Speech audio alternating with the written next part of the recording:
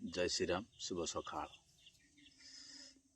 दर्शक बंधु आपण माने जदि नूतन घर करने चाहते भल मास खोजुंट भल मास जाना चाहते मुझे आपन को तार संपूर्ण क्लारिटी आपन करदेवी।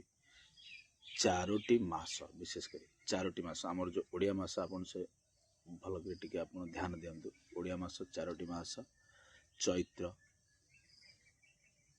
ज्येष्ठ भाद्रव माघ। चैत्र ज्येष्ठ भाद्रव माघ ये चारोटी मास आपण संपूर्ण से चारोटी मासरे बिल्कुल घर आरंभ करंतु नाही।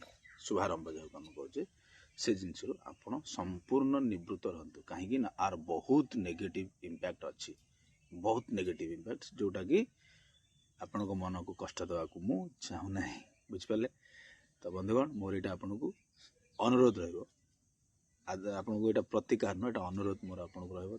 आ गोटे कथा मुझे कहूँ बंधुगण आ सबुठ बेस्ट अन्य मास तो घर आपड़ करेंगे किंतु ये जो चारोटी मास कहले घर नूतन आसना आप करें किंतु जदि आगुरी करेंगे ताहले आप कंटिन्यू करेंगे सबुठ बेस्ट हूँ पूरा वन ऑफ द बेस्ट मास हूँ फाल्गुन।